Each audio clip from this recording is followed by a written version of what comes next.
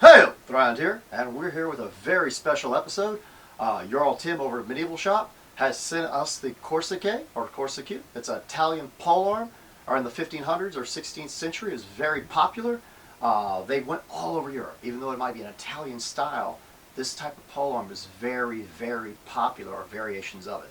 We've got our classic hooks on it, our wings that are hooked, and your long taper that's actually designed to supposedly punch holes in armor by a lot of historians' views. I honestly believe it's probably more for getting into niches, but I do believe if you were going to punch a hole through an armor and it was capable of doing it, such as Gambeson's or light mail or something, then yes, this would be the thing to do it. Even on plate, if the plate was thin enough, and sometimes plate was thin in certain areas of the body due to weight, to conserve weight, yes, it possibly could go through deeper than most items actually would. It is the proper shape. So I see why he's requested today for us to test it on our 15th century breastplate to see how well it performs. We're going to do that. It's a beautiful representation of the Corseque, or the Corseque. It's actually about 21 inches long. It weighs about a little over 2 pounds, a hair over 2 pounds. And I'd say it's about 6.5 inches across or so, maybe a little more, the actual widest point. And you've got a taper all the way from here down, and that's one of the big features of it. This is a long tapered point, but very sturdy, meaning you can resharpen it many times if you need to, or change the shape of the tip if you want. That gives you a lot of options with it yourself if you want to work with it, depending on what you're testing it on or using it for. But it also is very, very sturdy. It's not going to bend or break on you. It's EN45 steel, so that's a very good steel. It's used in a lot of reenactment blades. To hold up well, it doesn't break easily, and it takes a good impact. So this will be great for testing today against our hardened steel breastplate. We've tested the breastplate before, and the best we got with the, which is not designed to do that, was a Celtic spearhead from Medieval Shop. And we got about a ½ an inch in at the most, and that was with like the complete throw, with the most acceleration you can possibly get to try to pierce something like that. We got about a ½ an inch in at the most. So I'm expecting this to do way better. But we're also going to see if we can test it out on some niches today, like maybe under the arm, the gusset, where it'd be covered with Gambeson, and see what that would do. Because I believe this would work really good going into any type of niche, into a slit in a visor, into any type of lanes or openings. If there's any place you could slip it in, this thing would go in and cause lots of harm because of the taper. It could go in so much deeper without restriction. And also a lower profile, as you can see, to go into the actual armor if you're going to try to pierce armor. So let's go ahead and try that today. We're going to actually try this and see if we can pierce armor with it. I think it's going to do quite well, and it's going to be a fun experience. So let's get going. All right, we're here with the Corseque, or the Corseque. Very beautiful late century polearm, very popular. And we're going to test it out as request to see if the taper, the extreme taper, which is probably the most optimal piercing shape it could be, actually will go deeper than we did with our Celtic spear from Medieval Shop, which did very well against this breastplate. This breastplate's actually stopped 80-pound modern bow arrows and shattered them. They just put little dents. It doesn't even pierce it. And the shaft shatters because it's not the same shaft wall, medieval bow.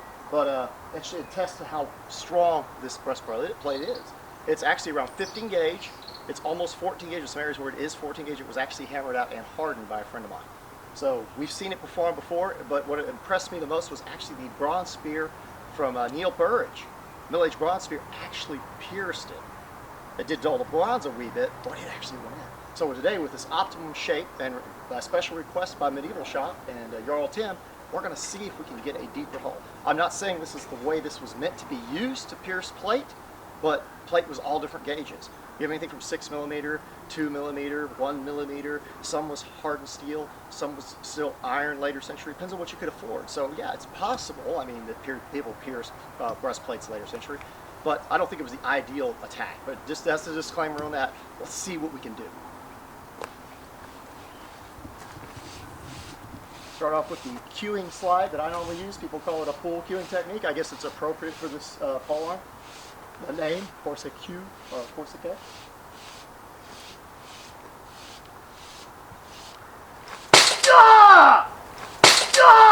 As straight in as we could go.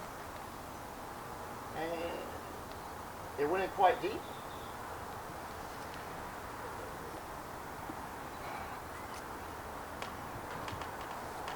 Oh, it doesn't want to come out. I don't want to break our point. we got a good 3/4 inches in. So I think we can do better because with more force and more speed, which is what you need to overcome the armor, I think we can get much deeper penetration. Let's see what we can do.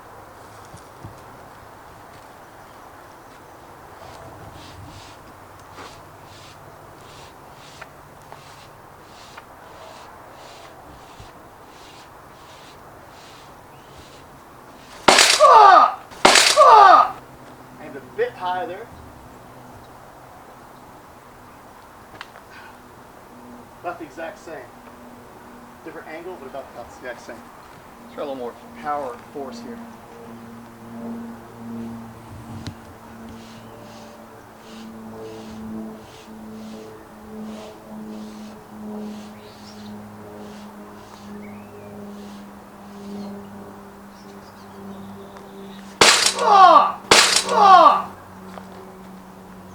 That actually looks quite good. It's pretty deep.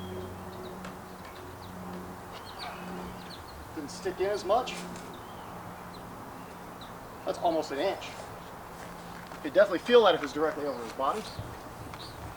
Holes don't look as wide, but these are fairly deep, guys.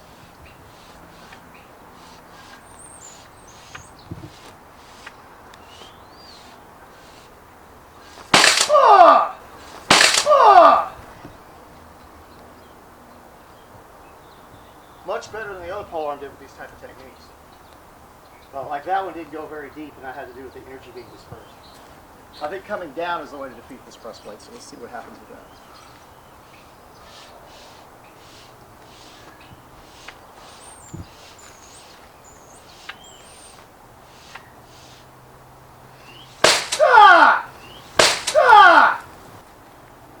Ooh, that's got to be our deepest so far. This is really deep. Let's see what we got.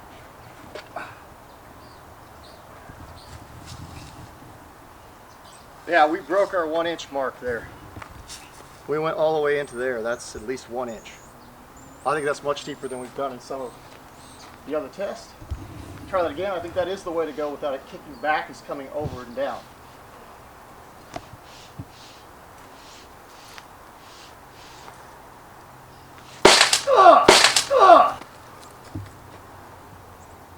Another deep kerosene. I'm just warming up here. Oh.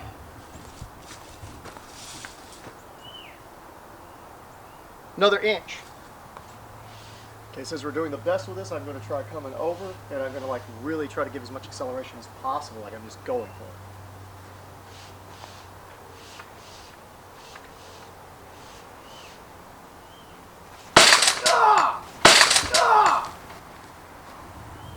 That is a deep penetration.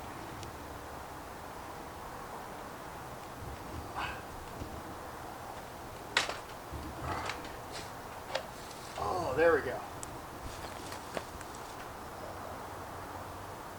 Even at that, it's maybe a hair over an inch. It seems to be staying at right at an inch on this breastplate, which depending on where it is over the body, yes, if it went into the body, you would have blood loss, but over the actual... But we got through the Gambeson as well. So the Gambeson is doing its job that we have behind it, but we're actually making it through the Gambeson. The guy would definitely... What I'm going to do here is basically practically throw it. I'm going to give it all the energy I can before it impacts the plate and see what that does. It might lose accuracy, but I'd have extreme force, so that's the idea.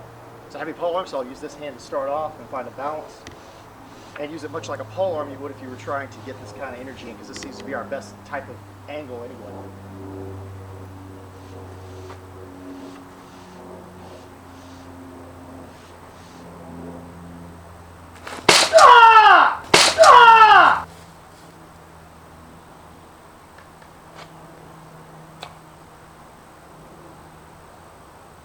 Another inch and an eighth. Try one more time. I'll try to hit the right side this time.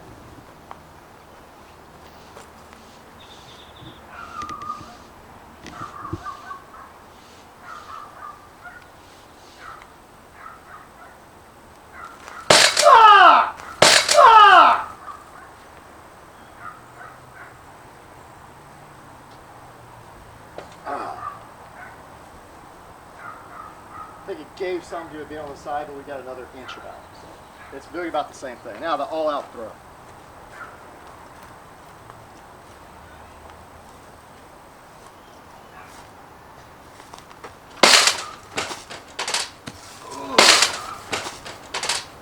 Much deeper. Throw a wee bit high.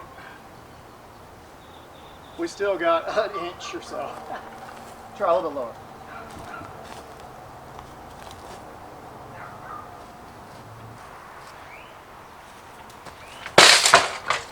Ooh. Fell out, but let's see what kind of penetration we got.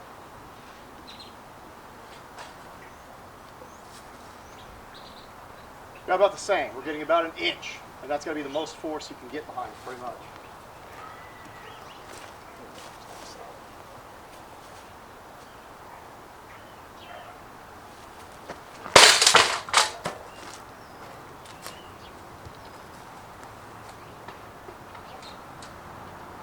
Actually, this point is just depending on where it hits, but we're getting about an inch every single time. So I'm going to say that that's the best you're going to be able to get from this Polearm, because initial impact is everything against the plate. All right, we just saw this perform very well against plate, going in up to over an inch deep with that type of penetration. Most certainly would have hit some blood in somebody. They would have been bleeding. But I don't believe that's how it was actually used. We don't. We advocate that it was used for niches, in between lames, anything. Anywhere there's enough niche to get in with a smaller profile, it's easier to get in. And to go through Gambeson, the smallest point of entry, where you focus the most energy behind that point, is the easiest way to cut and pierce Gambeson. So what we've got here is we're going to try an underarm gusset, because they most certainly would have that, try to keep their arms down at all times and protect themselves.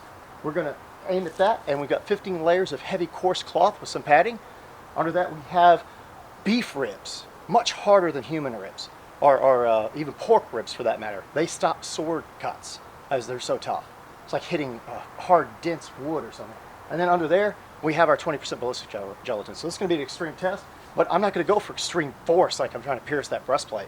I'm going to go for elegance and see if I can stab right into there and see how much carnage or damage it actually does, and if it can make it through the Gambeson.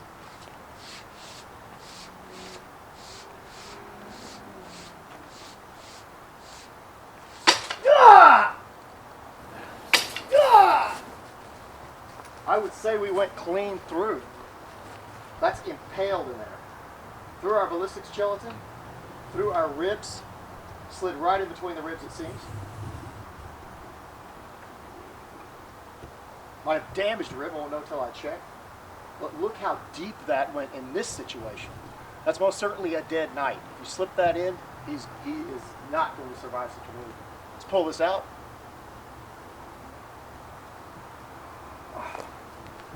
All the way. That went all the way through the heart, or through the lungs and into the heart, most likely in that area. And the hole is gaping. It's huge. It even damaged the bone. Pull our Gambeson out.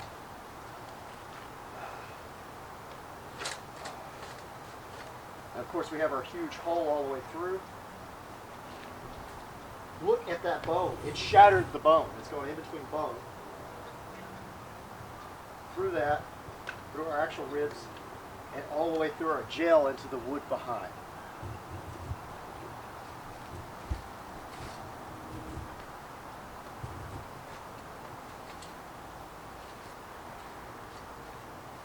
I'm most certainly impressed.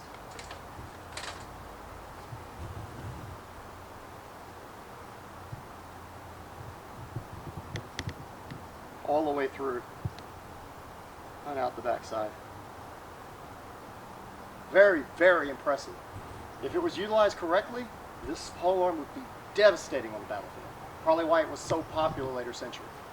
Sleek, elegant, and straight to the point. Just thrust through the man and kill him easily where he's most vulnerable. Alright. Hope you all enjoyed the episode.